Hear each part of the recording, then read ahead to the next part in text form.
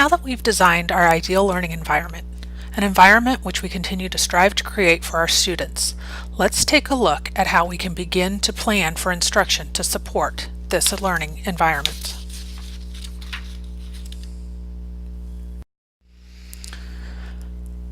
Every day, educators meet in professional learning communities to plan engaging and meaningful lessons for students.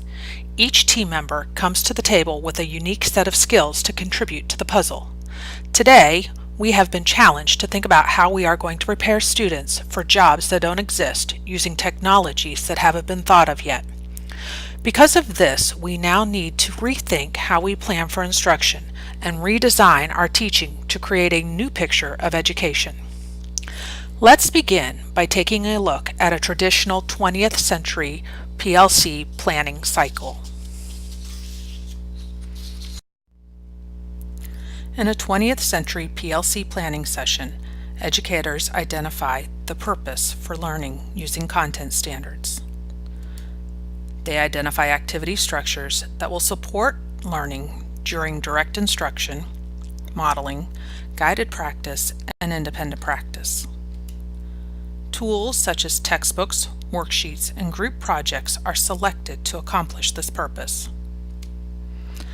The learning is evaluated through grading of coursework and tests.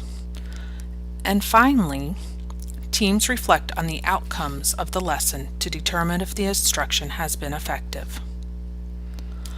All of this is done with the student at the center, moving closer to achieving academic growth each time the team uses the continuous improvement cycles for planning for instruction. Although students learn using these traditional models of instruction, we are not fully preparing them for the demands of the 21st century if we do not begin to shift our teaching to include technology-enhanced lessons.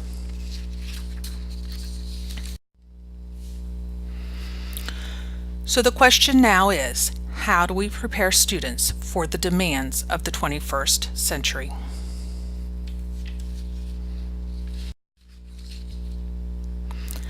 Let's start by looking at Bloom's taxonomy and the learner. Just like traditional teaching, we want our students to be engaged in meaningful learning experiences at all levels. The level selected for learning is based on the purpose of the lesson. When shifting our planning to include technology integration, we will continue to think about how the learner is engaged in the learning. For the purpose of this professional learning module, we will think about the learner interacting with technology at the basic, intermediate, and advanced levels. At the basic level, the learner is accessing information in a different way. An example of this would be using a QR code to access an online article. At the intermediate level, the learner adds or manipulates predetermined content. This professional learning module is an example of how a learner is using technology to manipulate a predetermined content. At the advanced level, the learner creates an original content using technological tools such as blogs and websites.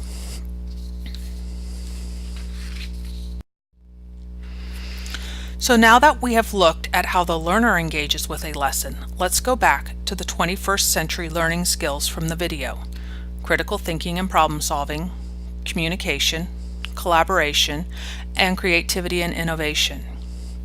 These skills are widely recognized as the skills needed to prepare students for the future. Our job now is to create meaningful and engaging learning experiences for the 21st century classroom.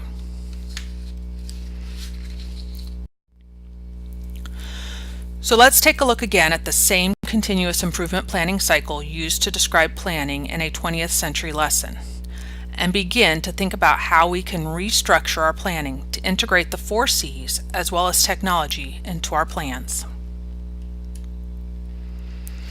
The purpose for planning a lesson remains unchanged. Teachers will still identify the learning goals and objectives aligned to academic content standards. Activity structures. Here is where you will think about the 21st century skills that support your purpose. Now, many lessons may include more than one of the 4 C's, but usually there is 1 or 2 based on the purpose of the lesson and if you are providing direct instruction, modeling, guided practice, or independent practice. The same holds true for the level at which the learner will interact with the technology in the lesson: basic, intermediate, or advanced. Tools. This is where the shift from traditional paper and pencil tools to technology-enhanced tools takes place. Based on your purpose and the activity structure, which tool will best support the stated purpose of the lesson? Evaluate.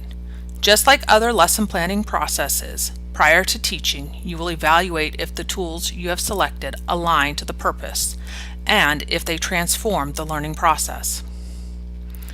After the lesson, you will evaluate student work to see if in fact the outcome or product of the lesson aligns with the stated purpose. Did the correct level of learning occur? Finally, as part of the PLC process, you will meet with the team and reflect on the lesson to identify the next steps for teaching or reteaching.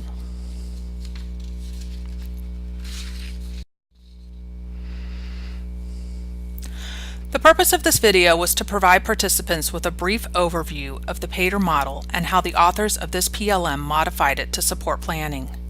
Please continue on to the Perspectives and Resources section, where you will be given an opportunity to plan for instruction.